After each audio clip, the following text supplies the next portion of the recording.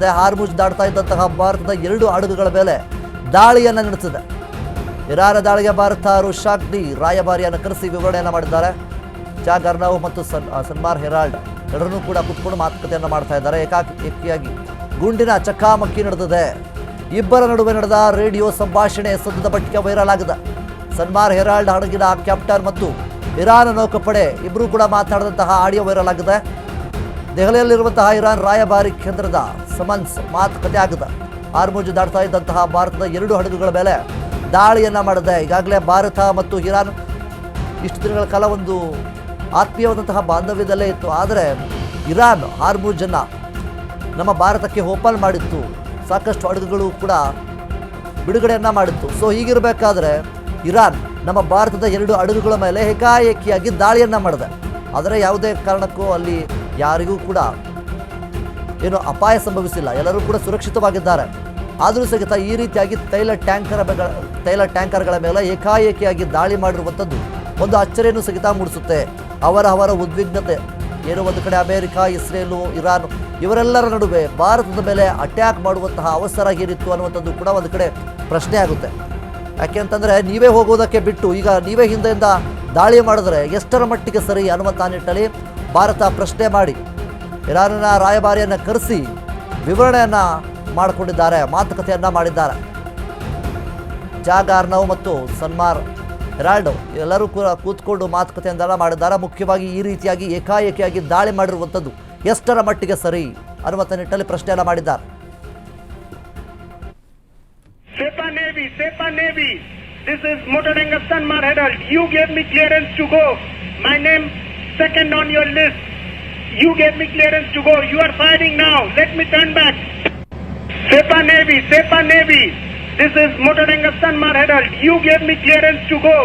My name second on your list. You gave me clearance to go. You are firing now. Let me turn back. Sepa Navy, this is Motoranga Sanmar Herald. You gave me clearance to go. My name second on your list. You gave me clearance to go. You are firing now. Let me turn back. Sepa Navy, this is Motoranga Sanmar Herald. You gave me clearance to go. My name second on your. ಇನ್ನು ಈಗಾಗಲೇ ಹಾರ್ಮುಜ್ ದಾಟ್ತಾ ಇದ್ದಂತಹ ಭಾರತದ 2 ಹಡಗುಗಳ ಮೇಲೆ Iran ಏಕಾಏಕಿಯಾಗಿ ದಾಳಿಯನ್ನು ಮಾಡಿದೆ. Iran ಈ ರೀತಿಯಾದಂತಹ ದಾಳಿ ಮಾಡೋದ್ರಿಂದ ಅಲ್ಲಿದ್ದಂತಹ ರಾಯಭಾರಿಯನ್ನು ಕರೆಸಿ ಈಗಾಗಲೇ ಮಾತುಕತೆಯನ್ನು ಸಿಗ್ತಾ ಮಾಡಿದ್ದಾರೆ. ಜಾಕ್ ಅರ್ನವ್ ಆಗಿರ್ಬೋದು, ಸನ್ಮಾರ್ ಹೆರಾಲ್ಡ್ ಆಗಿರ್ಬೋದು, ಎಲ್ಲರ ಜೊತೆ ಕೂತ್ಕೊಂಡು ಈಗ ಮಾತುಕತೆಯನ್ನು ಮಾಡಿದ್ದಾರೆ. ಸದ್ಯದ ಮಟ್ಟಿಗೆ ಅವರು ಏನು ಕಾಲ್ನಲ್ಲಿ ಅಂದರೆ ಕರೆಯಲ್ಲಿ ಮಾತನಾಡಿದಂತಹ ಆಡಿಯೋ ಸದ್ಯದ ಮಟ್ಟಿಗೆ ಸಾಕಷ್ಟು ವೈರಲ್ ಆಗಿದೆ. ಈ ರೀತಿಯಾಗಿ ಏಕಾಏಕಿಯಾಗಿ ದಾಳಿ ಮಾಡಿದಂತಾದರೂ ಯಾಕೆ ಅನ್ನುವಂಥದ್ದು. ಯಾಕೆಂದರೆ ಒಂದು ಕಡೆ ಅಮೆರಿಕ, ಇಸ್ರೇಲು, ಇರಾನ್ ಇವರಿವರ ಮಧ್ಯೆ ಆಗ್ತಾ ಇರುವಂತಹ ಜಗಳ, ಒಂದು ಯುದ್ಧ ಸಂಘರ್ಷ ಏನು ನಡೀತಾ ಇದೆ. ಭಾರತದ ಹಡಗುಗಳಿಗೆ ಇಷ್ಟು ದಿನಗಳ ಕಾಲ ಕಂಟಿನ್ಯೂಸ್ ಆಗಿ ಏನು ಹಾರ್ಮುಜ್ ಜಲಸಂಧಿಯನ್ನು ದಾಟುವುದಕ್ಕೆ ಪರ್ಮಿಷನನ್ನು ಇರಾನ್ ನೀಡಿದೆ. ಈ ರೀತಿಯ ಪರ್ಮಿಷನ್ ನೀಡಿದ ಬಳಿಕವೂ ಕೂಡ ಹಿಂದೆಯಿಂದ ಅಟ್ಯಾಕ್ ಮಾಡಿದ್ದಾದರೂ ಯಾಕೆ ಅನ್ನುವಂಥದ್ದು ಒಂದು ಕಡೆ ಪ್ರಶ್ನೆ ಆಗಿದೆ. ಆದರೆ ಹಡಗುಗಳಲ್ಲಿದ್ದಂತಹ ಜನರಿಗಾಗಿರ್ಬೋದು ಯಾರಿಗೂ ಕೂಡ ಅಪಾಯ ಸಂಭವಿಸಿಲ್ಲ.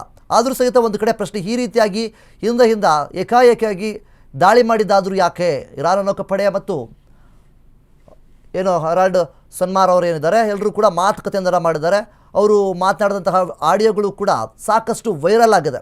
ಸೊ ಹೀಗಿರಬೇಕಾದ್ರೆ ಇರಾನ್ ಯಾವ ರೀತಿ ಯೋಚನೆ ಮಾಡ್ತಾ ಇದೆ, ಯಾವ ರೀತಿ ಆಲೋಚನೆ ಮಾಡ್ತಾ ಇದೆ, ಈ ಹಿಂದೆ ಏನು ನರೇಂದ್ರ ಮೋದಿ ಅವರು ಮತ್ತು ಟ್ರಂಪ್ ಅವರು ಒಂದು ಕರೆಯಲ್ಲಿ ಮಾತನಾಡಿರ್ತಾರೆ, ಅದರಿಂದ ಏನಾದರೂ ಇಲ್ಲಿ ಎಫೆಕ್ಟ್ ಆಗಿದ್ದಾರೆ ಅನ್ನುವಂಥದ್ದು ಕೂಡ ಒಂದು ಕಡೆ ಪ್ರಶ್ನೆ ಆಗುತ್ತೆ. ಯಾಕೆಂತಂದರೆ ಇರಾನ್ ಮತ್ತು ಅಮೇರಿಕ ಈಗ ದೊಡ್ಡ ಮಟ್ಟದ ರೀತಿಯಲ್ಲಿ ಸಂಘರ್ಷ ನಡೀತಾ ಇದೆ. ಈಗಾಗಲೇ ಅಮೇರಿಕ ಸಾಕಷ್ಟು ಬಾರಿ ಸಂಧಾನ ಮಾತುಕತೆಗೆ ಕರೀತಾ ಇದ್ದರೂ ಸಹಿತ ಇರಾನ್ ಅದಕ್ಕೆ ಒಪ್ಪಿಕೊಳ್ಳಲಾರದೆ ಒಂದು ಬಾರಿ ಇಸ್ಲಾಮಾಬಾದ್ನಲ್ಲಿ ಸಂಧಾನ ಮಾತುಕತೆ ವಿಫಲವಾಯಿತು. ಸೊ ಹೀಗಿರಬೇಕಾದ್ರೆ ನರೇಂದ್ರ ಮೋದಿ ಅವರು, ಟ್ರಂಪ್ ಅವರು ಕರೆಯಲ್ಲಿ ಮಾತನಾಡ್ತಾರೆ, ಅದು ಏನಾದರೂ ಇಲ್ಲಿ ಎಫೆಕ್ಟ್ ಆಯಿತಾ ಅನ್ನುವಂಥದ್ದು ಕೂಡ ಒಂದು ಕಡೆ ಪ್ರಶ್ನೆ ಮೂಡ್ತಾ ಇದೆ. ಸೊ ಇರಾನ್ ಭಾರತದ ಮೇಲೆ ಏನಾದರೂ ಮುನಿಸು ಮಾಡಿಕೊಂಡಿದ್ದಾನೆ ಅನ್ನುವಂಥದ್ದು ಕೂಡ ಒಂದು ಕಡೆ ಅನುಮಾನ, ಪ್ರಶ್ನೆ, ಚರ್ಚೆ ಎಲ್ಲವೂ ಕೂಡ ನಡೀತಾ ಇದೆ. ಸೊ ಹೀಗಿರಬೇಕಾದ್ರೆ ಹಾರ್ಮುಜ್ ಜಲಸಂಧಿಯನ್ನು ಅಂದರೆ ನಮ್ಮ ಭಾರತದ ಹಡಗುಗಳಿಗೆ ಓಪನ್ ಮಾಡಿತ್ತು. ಸೊ ಈ ಒಂದು ಸಂದರ್ಭದಲ್ಲಿ ದಿಢೀರನೆ ನಮ್ಮ ಭಾರತದ 2 ಹಡಗುಗಳ ಮೇಲೆ ಏಕಾಏಕಿಯಾಗಿ ದಾಳಿ ಮಾಡಿದೆ. ಇದು ಈ ರೀತಿಯಾಗಿ ಸಡನ್ನಾಗಿ ಯಾಕೆ ದಾಳಿ ಮಾಡಿದೆ ಅನ್ನುವಂಥದ್ದು ಒಂದು ಕಡೆ ಪ್ರಶ್ನೆ ಆಗಿದೆ.